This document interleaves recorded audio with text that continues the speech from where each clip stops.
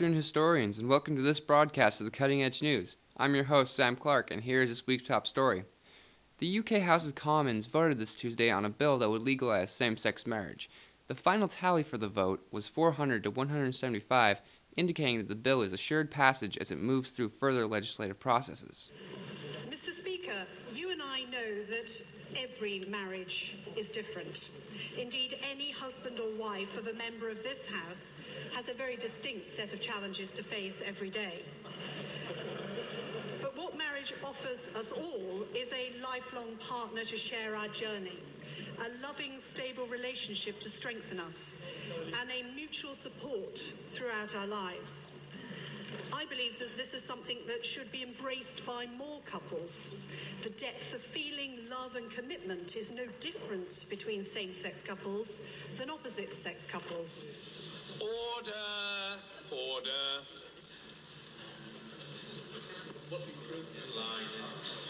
The eyes to the right, 400.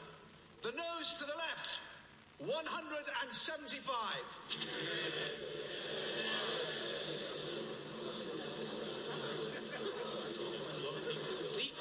To the right, 400. The nose to the left, 175. So the ayes have it. The ayes have it. Out of the 303 Conservative members, known as Tory members of Parliament, 127 were in favour, showing bipartisan support for same-sex marriage.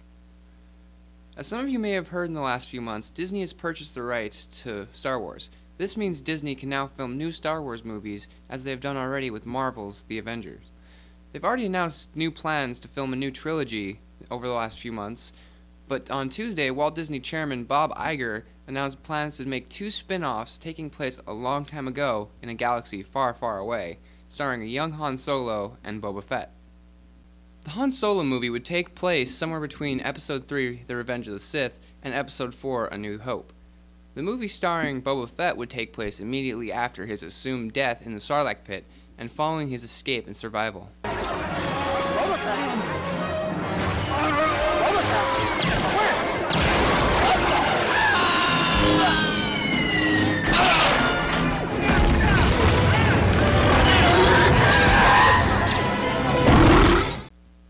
And now we go to Con Overcast and Corbin Storms with the weather. Stormy. No, it's overcast. It's stormy. It's overcast. Guys. Thank you, Thanks, Sam. So it's predicted to be 40 degrees all week. It's 46 degrees right now, and it's supposed to be also like this all week. So it's wet, it's cold, it's miserable, it's Sitka. Except on Monday, when it should be Sunday. Sunny Monday. Spring will return And then it'll go back to overcast. all week again. Overcast. Back to you, Sam. Thanks, Con and Corbin. The Science Museum in London is holding a number of events in which the science of consciousness is being explored through the example of a zombie outbreak. Among these experiences, the Zombie Lab teaches people how to be a zombie. There are also a number of tasks that people can undertake to prove that they are not a zombie. We're running a zombie academy, and that involves training both how to walk, how to sound, and then also how to react to things, because the way that zombies' brains work is a bit different to how people's brains work, and so it's important to have all the nuances correct if you're going to be able to act like a zombie.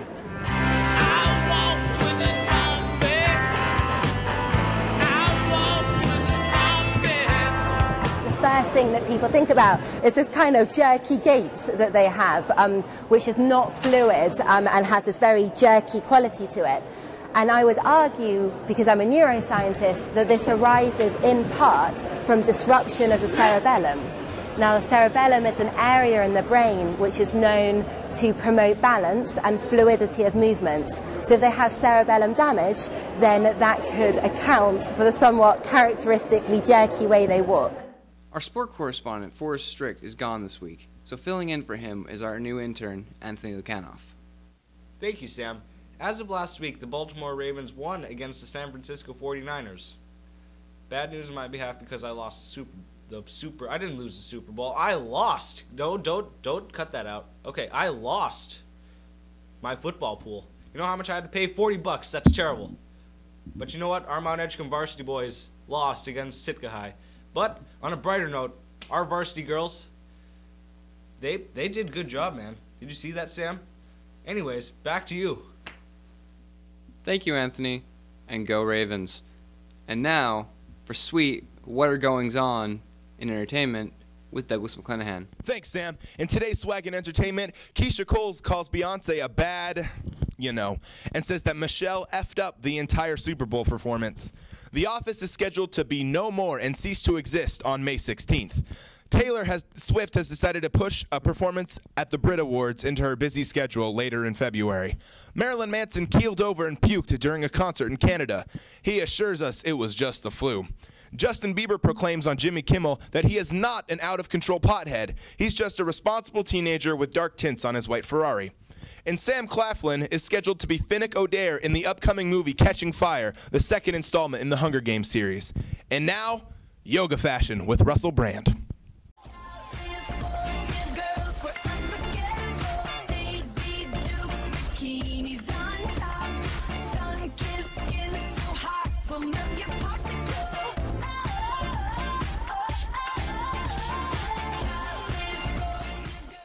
Thank you, Douglas McSwagalicious.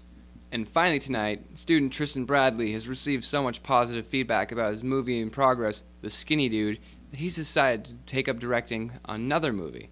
But this time, he chose the popular superhero theme and created The Purple Goblin. Here's an Edge News exclusive sneak peek.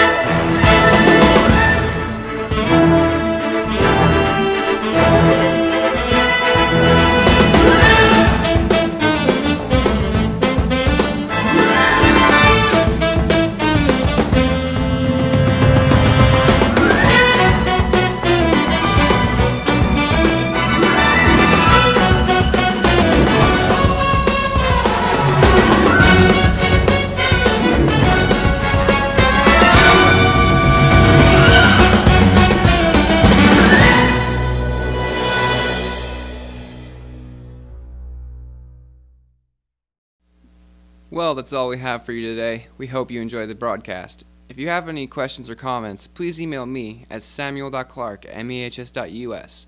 You stay classy, Mount Edgecumbe. Have a nice day.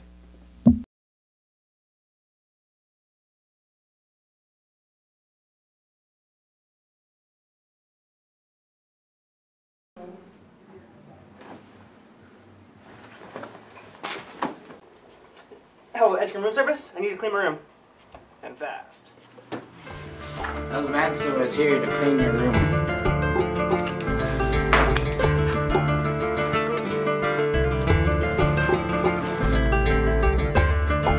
Thank you, Edgecumbe room service.